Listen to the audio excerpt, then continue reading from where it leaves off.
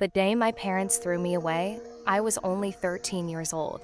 15 years later, they sat across from me at my wealthy uncle's will reading, smiling as they imagined the millions they were about to inherit. By the end of that meeting, their smiles were gone. My uncle had left behind one final message, and it was powerful enough to expose their greed in front of everyone. I still remember the exact day my childhood ended. It was raining outside when my father told me to pack my things.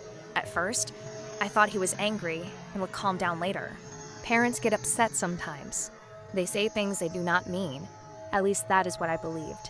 But this was different. My mother stood beside him with her arms crossed. Neither of them looked emotional. Neither of them looked uncertain. They looked completely sure of what they were doing. My father pointed toward the front door and told me they were done raising me. Those words shattered something inside me. I waited for my mother to stop him. I waited for her to tell him he had gone too far. Instead, she nodded. Within an hour, I was standing outside with a backpack containing a few clothes and some school books. I felt abandoned, confused, and terrified. I had nowhere to go.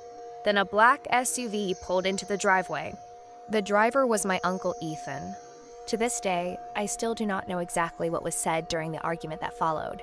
I only know it lasted nearly 2 hours. Voices echoed through the house while I sat outside, trying not to cry. Eventually, Uncle Ethan walked out, looked directly at me, and said something I will never forget. "Pack your things, son. You are coming home with me." That single sentence changed my life. Uncle Ethan was my father's older brother. He never had children of his own, but from the moment I moved into his house, he treated me like family. He gave me my own room. He helped me adjust to a new school. He showed up at every important event in my life. Most importantly, he made me feel wanted. For years, my parents never contacted me. No birthdays, no Christmas cards, no phone calls, nothing. At first, I kept hoping they would change their minds. Every time my phone rang, I wondered if it was them. Every holiday, I secretly hoped they would show up. They never did. As time passed, I stopped waiting. Instead, I focused on building a future. Uncle Ethan taught me the value of hard work, discipline, and integrity. He taught me that your circumstances do not define your future. Because of him, I graduated near the top of my class. Because of him, I earned a college degree. Because of him, I built a successful career. The older I became, the more I realized something important. The people who share your blood are not always your family. The people who stand beside you when life gets difficult are. Then, 15 years after he saved me, tragedy struck.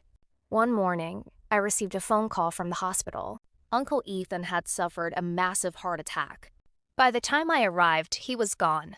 The strongest man I had ever known was dead.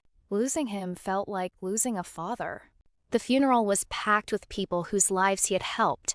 Business partners, employees, friends, and neighbors all came to pay their respects. That was when I saw my parents for the first time in 15 years.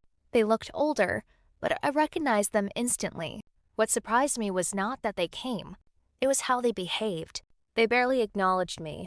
Instead, they spent most of their time talking with lawyers and discussing Uncle Ethan's estate. A terrible feeling settled in my stomach. A week later, I learned why. Everyone named in Uncle Ethan's will was invited to a formal reading at his attorney's office. The moment I entered the conference room, I knew my instincts had been right. My parents were already there. My mother was dressed as if she were attending a celebration. My father wore a confident grin that suggested he had already spent money he did not own. When the attorney entered, carrying a thick folder, excitement flashed across their faces. The reading began. Several charitable donations were announced first. Then came gifts for close friends and longtime employees. My parents grew impatient. Finally, my father's name appeared. He sat up straighter. My mother smiled. The attorney cleared his throat and continued reading. To my brother Daniel, who abandoned his son when he needed him most, I leave $1. The room went completely silent. My father's face turned white. My mother stared in disbelief.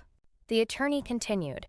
To my sister-in-law, Linda, who stood by and allowed the abandonment to happen, I also leave $1.